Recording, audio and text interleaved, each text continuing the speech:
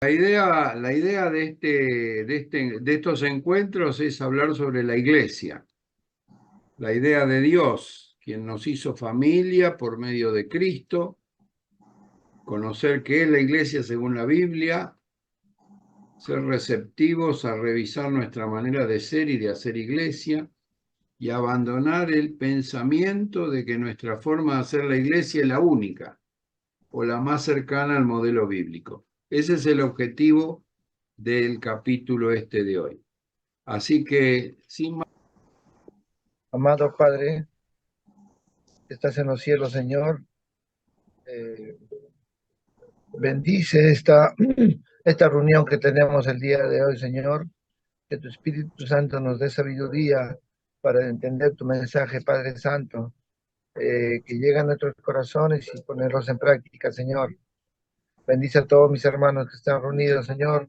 También bendice a los que no están reunidos, Padre Santo. Seguramente en el trayecto ya se reunirán, Padre.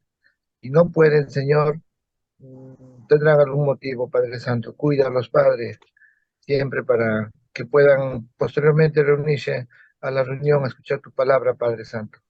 Gracias te damos, Señor, por este momento. Siempre, Señor, orándote en nombre de nuestro Señor Jesús. Amén. Amén. Amén. Gracias, Misael.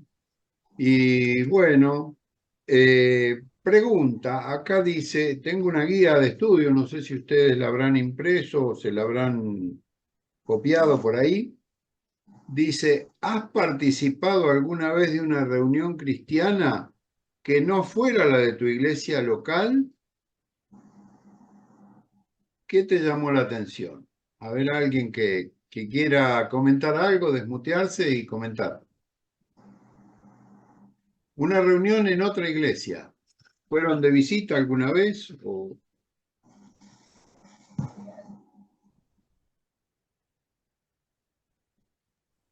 Amén, pastor.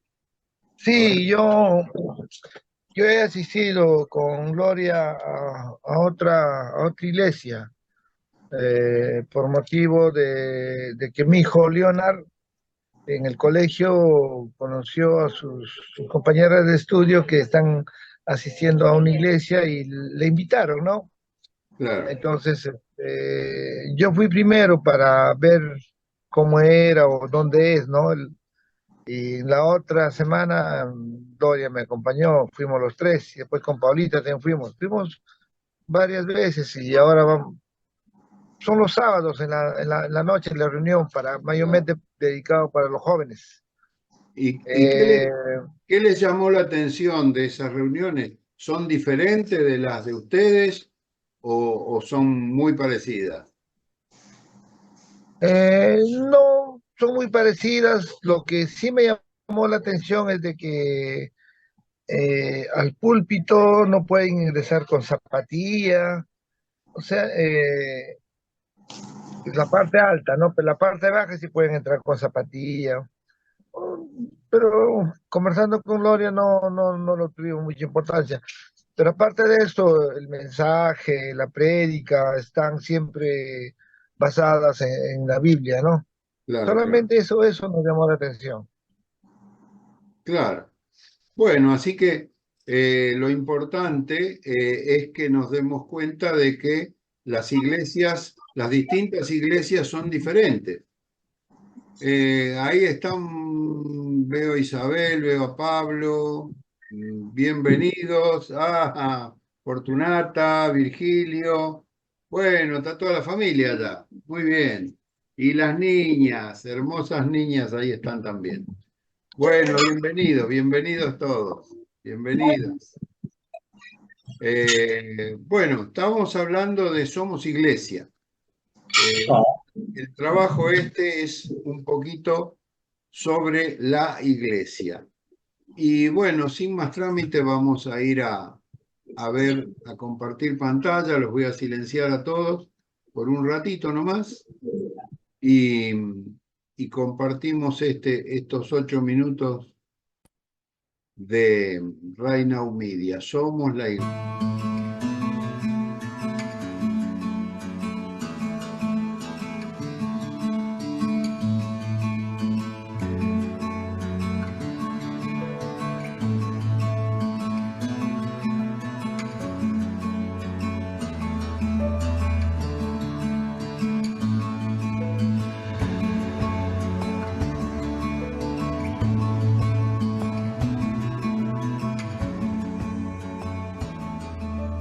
Es fundamental descubrir lo que somos en Dios y todo lo que Él nos ha provisto al pensar en nosotros.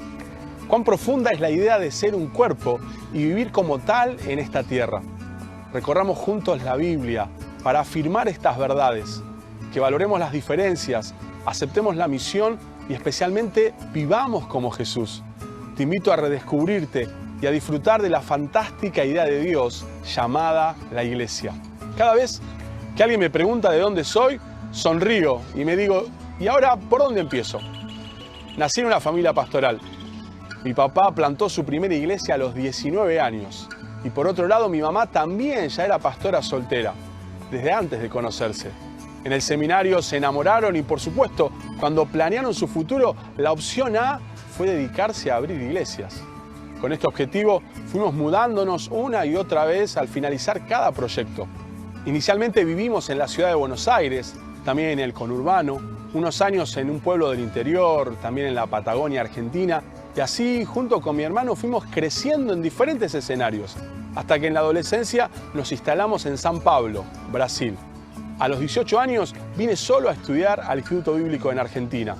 Y a partir de ahí, gracias a las oportunidades ministeriales que se fueron abriendo, viajé por todo el país, recorrí gran parte de América Latina y también tuve algunas experiencias en Europa y Asia. Me falta conocer muchísimo todavía, pero hasta donde llegué, una y otra vez me fui encontrando con diferentes expresiones de la iglesia. Conocí iglesias en formación, otras ya establecidas y con cierto impacto social, comunidades urbanas, rurales, algunas súper tradicionales y otras mucho más actualizadas y en contacto con la cultura. En Brasil, por ejemplo, conocí iglesias donde la vestimenta era excluyente, muy formal, y a su vez a unas pocas cuadras había otra comunidad donde la vestimenta no era tan importante y hasta tenían una escuela de samba. Estuve en El Salvador, en una montaña, donde nos reuníamos al aire libre y los hermanos llegaban a pie desde diferentes aldeas. Todo fluía de manera espontánea, cantábamos, compartíamos el pan, orábamos los unos por los otros. En Singapur participé de una reunión donde el templo tenía todas las comodidades imaginadas, avanzada en el área tecnológica, multimedia, todo. Por otro lado, sé que una iglesia latina en Estados Unidos usa el shofar como parte de su tiempo de adoración. A su vez, en comunidades más juveniles, los estilos musicales se acercan más al pop, al rock o hasta el trap. También, en cuanto a la manera de establecer el liderazgo, encontré organizaciones cuyo funcionamiento es 100% vertical y otras más horizontales. Y respecto a los programas de actividades, se priorizan diferentes áreas. Algunas tienden más al servicio social, otras más centradas en el culto, otras dedican todos sus recursos a la evangelización y así fui descubriendo diferentes énfasis. ¿Por qué les cuento todo esto?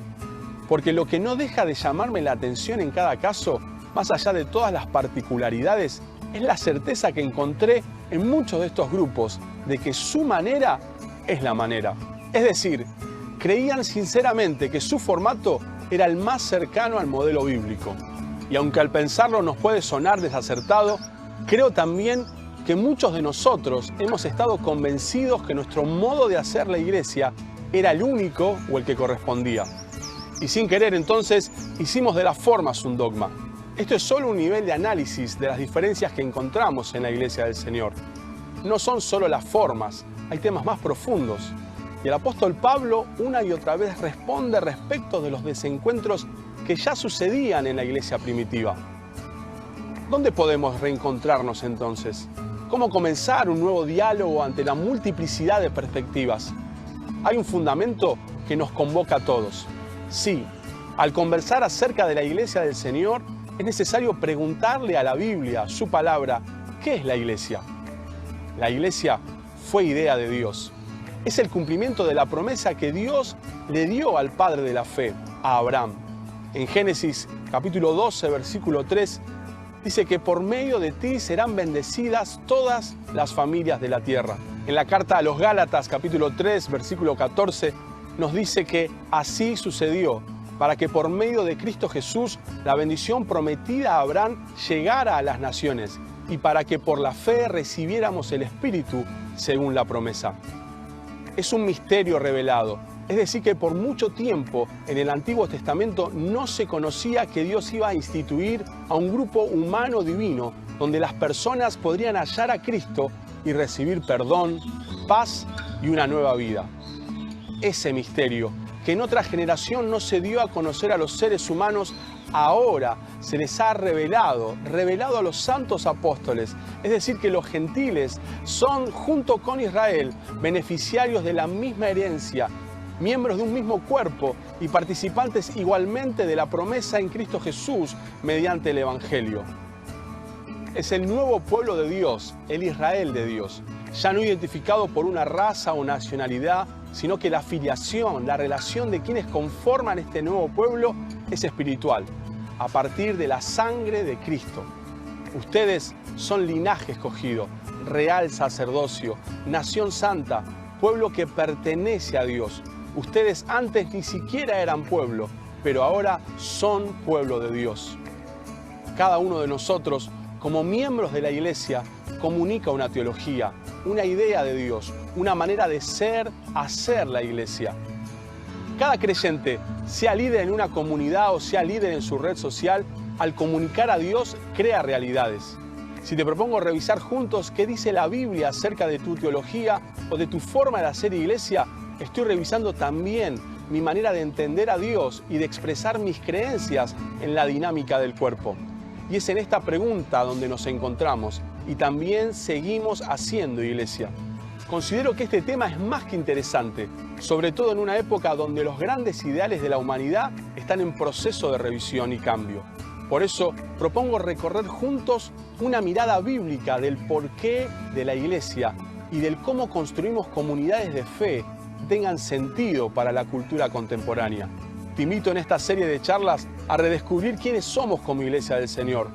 Vamos a analizar juntos nuestra identidad, los dones que se ponen en juego, la comunión, la salud, la misión y la historia. Al implicarte en este recorrido dentro del cuerpo de Cristo, vamos a crecer juntos. Ampliaremos nuestro conocimiento de la palabra de Dios, la sabiduría práctica para abordar las diferencias dentro de la iglesia y el nivel de conciencia de las potencialidades que ofrece la comunidad de fe en todo lugar y en todas las épocas. Pensar a la iglesia leyendo el Nuevo Testamento, sin dudas, traerá más riqueza a nuestra vida.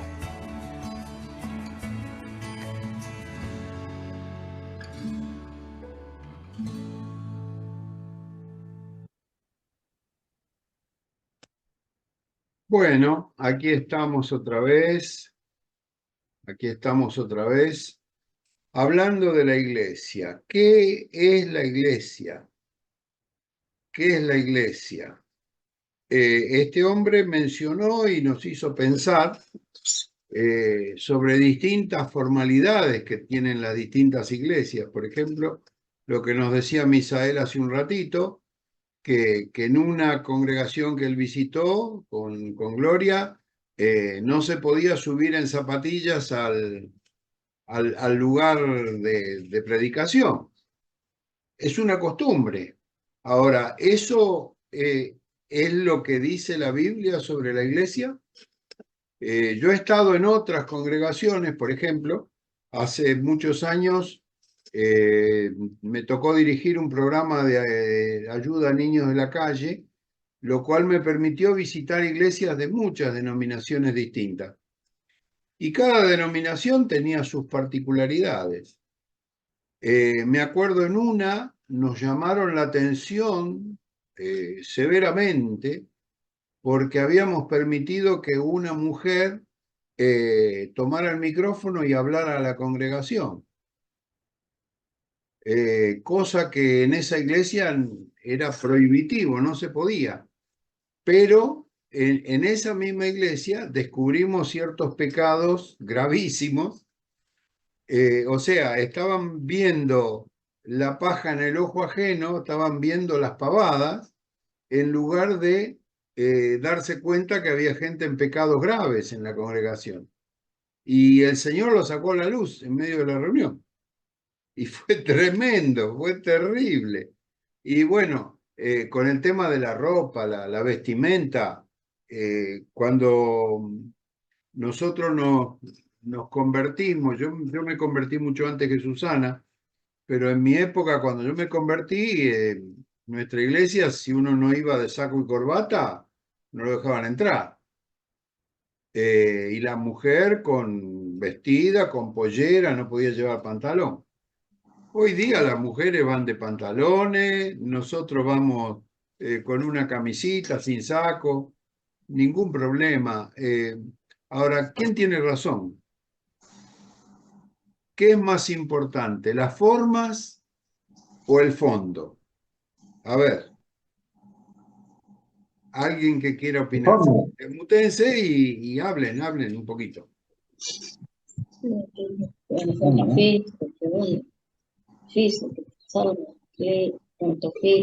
Más importante lo de adentro. Escucho.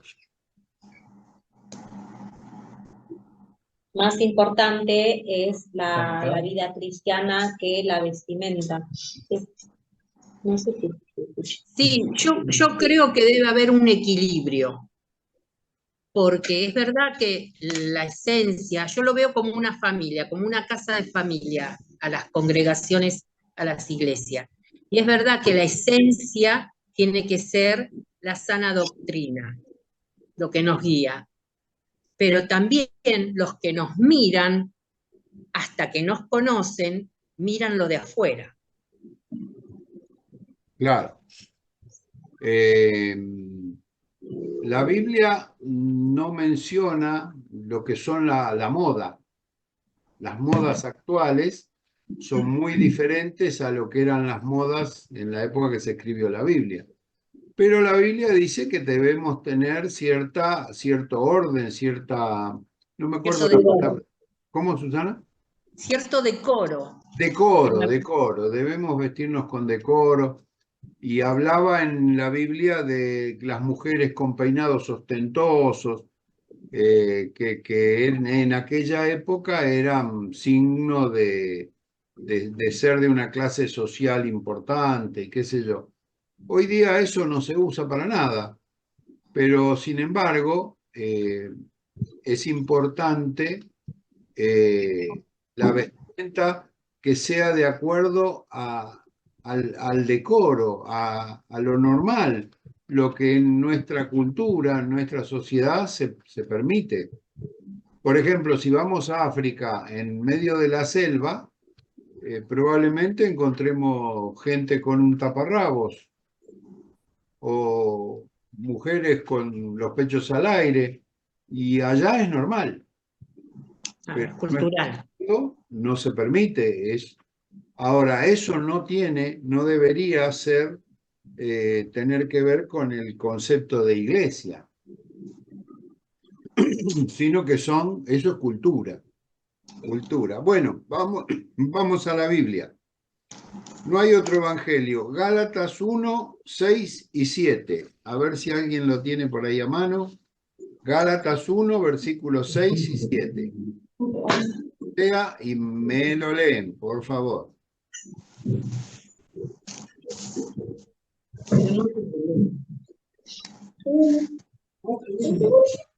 Gálatas 1, 6 y 7. Bueno, vamos. Sí, pastor, yo leo Gálatas 1, 6 y 7, dice así. Adelante, Gloria. Estoy maravillado de que tan pronto os hayáis alejado del que os llamó por la gracia de Cristo para seguir un evangelio diferente. No que haya otro, sino que hay algunos que os perturban y quieren pervertir el evangelio de Cristo. Amén. Ahí está, muy bien, muchas gracias. O sea, acá nos está hablando de que hay un solo evangelio, ¿verdad? El apóstol estaba preocupado porque las personas que estaban congregándose estaban siguiendo doctrinas herejías. ¿Por qué piensan ustedes que en una parte del Nuevo Testamento dice las mujeres en la congregación callen, por ejemplo? Por ejemplo, una de las razones, el templo de Diana de los Efesios, el templo de Diana era manejado por mujeres y tenían a los hombres como esclavos. Las mujeres tenían a los hombres como esclavos. Y esos esclavos que eran los colaboradores de las mujeres, castraban a los hombres, les cortaban sus partes y los tenían ahí castrados. Entonces, cuando el apóstol viene y ve esa doctrina hereje, es una herejía lo que estaban haciendo, dice, no, ustedes las mujeres cállense la boca, si quieren preguntar algo en su casa le preguntan a su marido. Acá no pueden hablar, porque tenían una doctrina equivocada. También decían esas mujeres que primero había sido creada Eva y después había sido creado Adán, cosa que también es otra burrada, no es lo que dice la Biblia. Entonces, la herejía es lo que nos marca a dónde tenemos que estar y a dónde tenemos que ir. Cuando uno ve que en la iglesia donde uno está, están hablando heréticamente, están enseñando herejía, hay que pensar muy bien si nos tenemos que quedar en esa congregación o hay que ir a otra, porque a Dios no creo que le agrade una herejía de ese tipo. Así que bueno, ¿por qué diríamos que este asunto es de fondo y no de forma? ¿Por qué estos asuntos de la doctrina son de fondo y no de forma? Dice acá. ¿Por qué? Pregunto.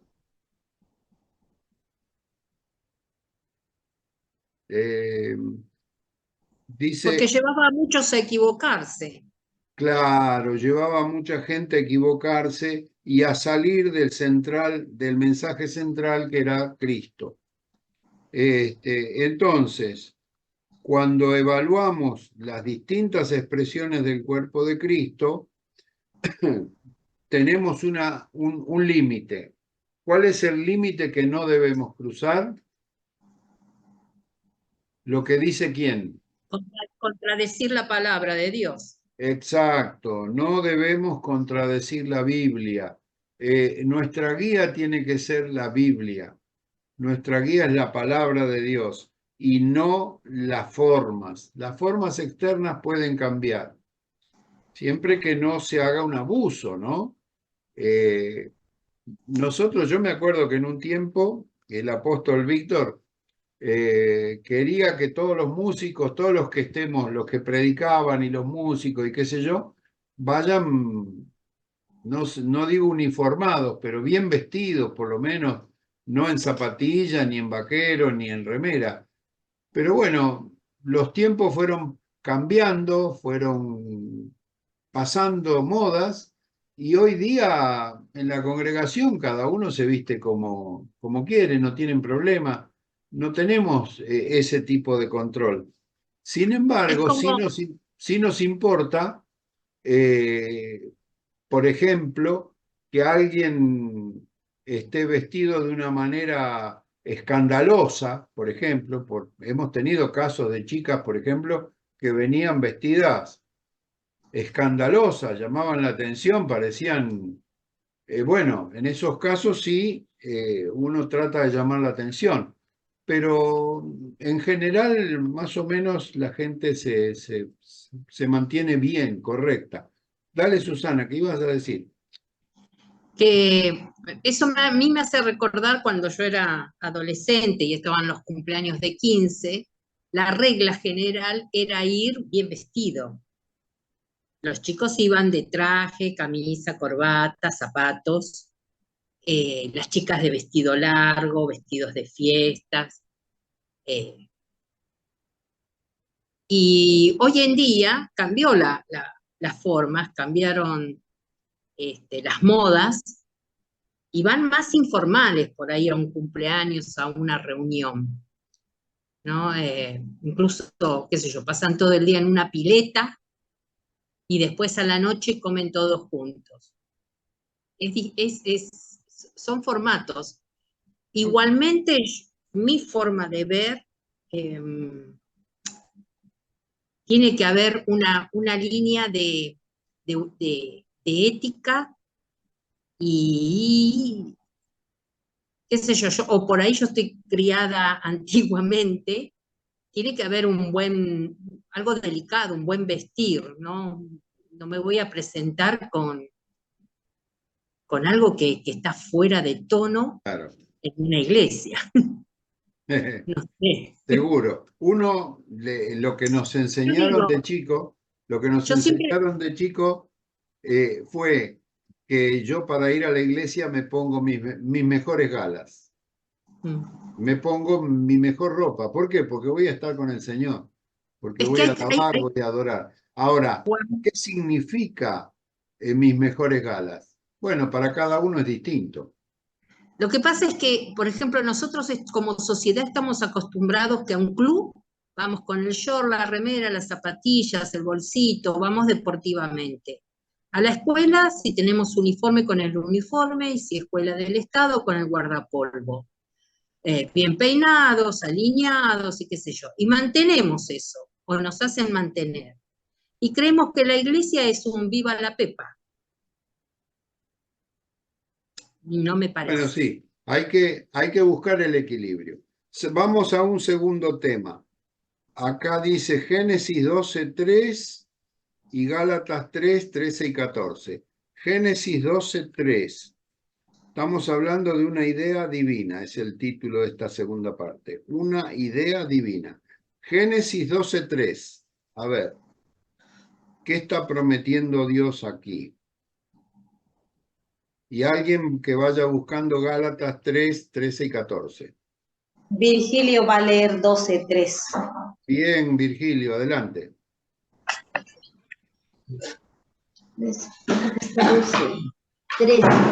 3. Génesis 12:3. 3. 3. Ah, ya. Gracias, en el nombre del Señor lo voy a leer.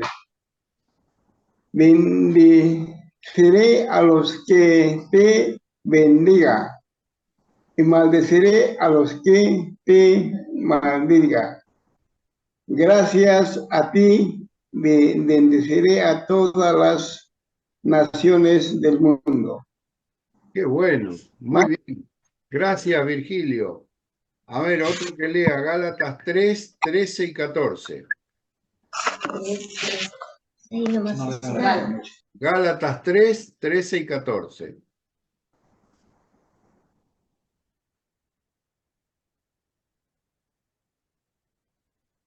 Gálatas 3:13 y 14.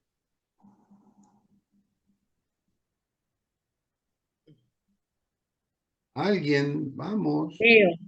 Bueno, Cristo nos redimió de la maldición de la ley, hecho por nosotros maldición, porque está escrito, maldito todo el que es colgado en un madero. el 14. Para que en Cristo Jesús la bendición de Abraham alcanzase a los gentiles, a fin de que por la fe recibiésemos la promesa del Espíritu. Acá tenemos dos cosas. En el Viejo Testamento, en Génesis, Dios le promete a Abraham que en él van a ser benditas todas las familias de la tierra. Y en el Nuevo Testamento, en Gálatas 3:13, hace referencia a aquella palabra profética y nos dice que en Cristo Jesús esa bendición se cumple por medio de la fe a los que recibiésemos la promesa del Espíritu.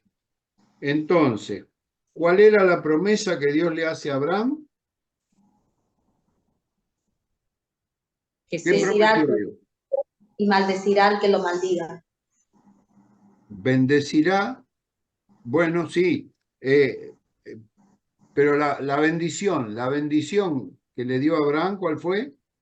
Que iban a En él ser... serán Que toda la que serían benditas todas las familias de la tierra. Serían benditas todas las familias de la tierra.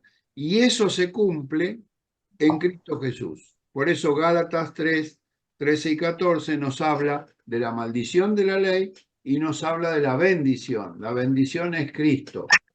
La bendición es Cristo. Y en Cristo todas las familias de la tierra somos benditos. Somos benditos. Entonces, acá nos hacemos la siguiente reflexión. ¿Estás seguro de que perteneces al grupo de personas que viven por la fe en Jesús? ¿Qué bendiciones recibiste desde que vives por la fe en Jesús? ¿Estamos seguros que estamos en la bendición de Jesús? Sí. Amén. Amén, sí. Fuerte, hay que decirlo, sí. Amén. Muy bien, así me gusta. ¿Qué bendiciones hemos recibido? Vida eterna. Vida eterna, la más importante, vida eterna. ¿Perdón de qué? Pecados. Perdón de pecados. ¿Lo merecíamos el perdón o no? No. No merecíamos nada. Pero por gracia el Señor nos da ese perdón. Entonces, la segunda pregunta, ¿de qué manera compartes la bendición para que otras personas puedan llegar a ser iglesia del Señor? ¿De qué manera? ¿Sí? Hablándoles. Hablando. Muy bien, predicando la palabra, no callándonos. Ahí me pareció, era Juan. Bienvenido, Juan. Hola, querido, una alegría de verte. Entonces, estamos hablando de la iglesia y estamos diciendo que tenemos que compartir tantas bendiciones que el Señor nos dio. Seguimos. Tercera cosa, un misterio revelado. Vamos a Efesios 3, del 5 al 6. Efesios 3, del 5 al 6. A ver, alguien que lo tenga. Efesios 3, 5 al 6. Habla de un misterio. Estamos todos sin lentes acá. Muy chiquita. Bueno, alguien que lea de los que Amén, están ahí. amén, Leo. Adelante. Amén. Que por revelación me fue declarado el misterio, como antes lo he escrito brevemente, leyendo lo cual podéis entender cuál sea mi conocimiento en el misterio de Cristo. Amén. Amén. No sé si esa versión, Efesios 3, del 5 al 6. Me suena muy distinto la versión. No, leí Efesios 3 al 4, 5, ¿verdad? 5 dice, misterio que en otras generaciones no se dio a conocer a los hijos de los hombres, como ahora es revelado a sus santos apóstoles y profetas por el Espíritu. 6, que los gentiles son coherederos y miembros del mismo cuerpo y partícipes de la promesa de Cristo Jesús por medio del Evangelio. Ahora sí, ahora me gustó. Muy bien, gracias. Misterio que en otras generaciones, o sea, en otras épocas, no se había dado a conocer, pero que ahora lo recibimos por revelación a sus santos apóstoles y profetas. El tema de apóstoles y profetas está muy manoseado. En los últimos tiempos han aparecido profetas y apóstoles que se querían aprovechar de las iglesias, sacarles plata, y eso hizo que muchas iglesias el tema de apóstoles y profetas lo borraran. Dijeron, esto no existe, no es bíblico, y es mentira. La palabra de Dios dice que sí es cierto. Lo que pasa es que hay abusos en algunos lados. Entonces, donde hay abusos hay que denunciarlos. Tenemos que saber y hay que salir de esos lugares y buscar una iglesia sana. Nosotros tenemos un ministerio apostólico y profético y tratamos de desarrollarlo a la manera bíblica. Apóstoles, ¿qué hacían los apóstoles? Salían de su iglesia local, iban a visitar una iglesia, bendecían, daban enseñanza, dejaban instalados ancianos, pastores, maestros, y se iban a otro lugar, a otra ciudad, y así volvían y después de 1 año, 2 años volvían a pasar otra vez, que es más o menos lo que estamos haciendo con Perú. Un trabajo apostólico y profético también, porque con la profecía hay mucho abuso. Yo cuando alguien me dice, a mí el Señor me dijo, yo tiemblo. Yo tiemblo porque muchas veces ese Dios me dijo es una barbaridad, una barrabasada. Tengo ejemplos bastante feos sobre ese que Dios me dijo. La palabra profética se prueba. La palabra profética debe ser ordenada, debe ser controlada y supervisada por la pastoral en cada congregación. No se admite la palabra profética así livianamente. Ah, no, porque Dios me dijo.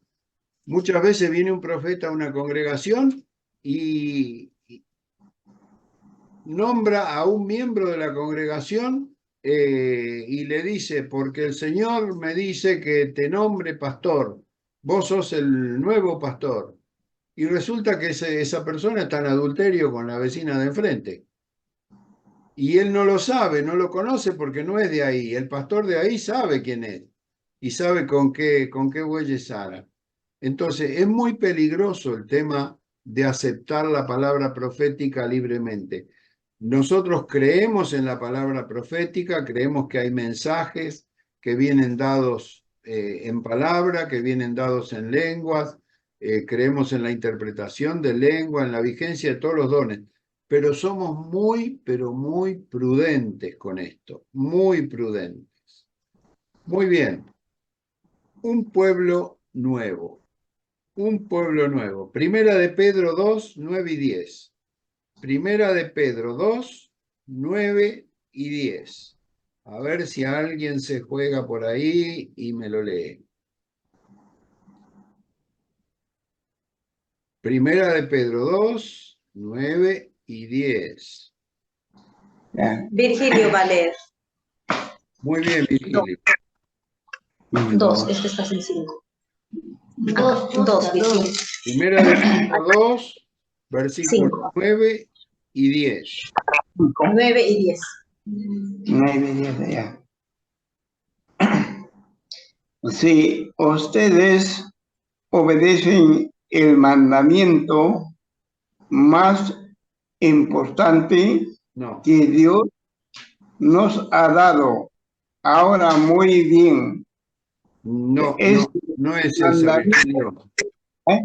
Ese no. Primera de Pedro. Ah, Santiago. Primera de Pedro, capítulo 2, versículo 9. 9. Primera de Pedro, capítulo 2, versículo 9. Ahí está, ya lo encontró. Ya.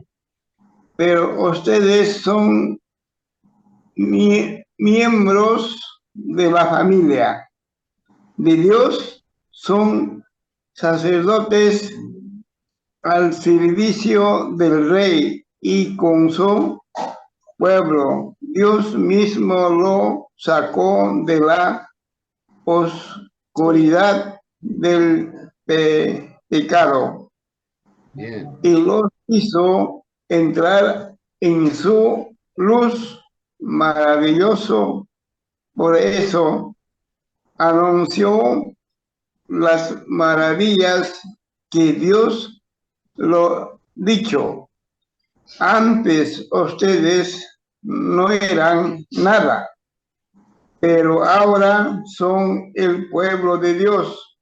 Antes Dios no lo tenían compasión, pero ahora los ama mucho. Amén. Amén, hermano. Gracias, Virgilio. Muy hermoso pasaje, ¿eh? Hermoso pasaje. Este es para nosotros, la iglesia. Nosotros somos la iglesia. Y dice en la versión 60, la que usamos la otra, dice, ustedes son linaje escogido. Linaje quiere decir familia. Tenemos el ADN de Dios. El ADN de Dios. Hemos sido elegidos. Somos sacerdocio real. O sea, no es un sacerdote cualquiera. El real sacerdocio es el que puede entrar hasta la misma presencia del Señor, pasando a través del lugar santísimo, pasando a través del velo. Una nación santa, un pueblo comprado por Dios. ¿Para qué? Para que anunciemos las virtudes de aquel que nos llamó de las tinieblas a la luz. ¿Quién fue el que nos llamó de las tinieblas a la luz? Y maté un mosquito acá. ¿Quién nos llamó de las tinieblas a la luz? Cristo. Cristo. Cristo nos llamó de las tinieblas, nos sacó a su luz admirable. Nosotros que en otro tiempo no éramos nada, ahora somos pueblo. Ahora somos pueblo de Dios. Antes no habíamos alcanzado misericordia, pero ahora hemos alcanzado misericordia. El Señor nos ama y el Señor nos trata con misericordia. Y para cerrar, Gálatas 3, 28 al 29. Gálatas 3, 28 al 29. 3. Acá está, 3. Me picó. 28 acá. Virgilio va a leer. Bueno, lo vamos a gastar a Virgilio hoy. 3:28. Acá 28. Ya no hay.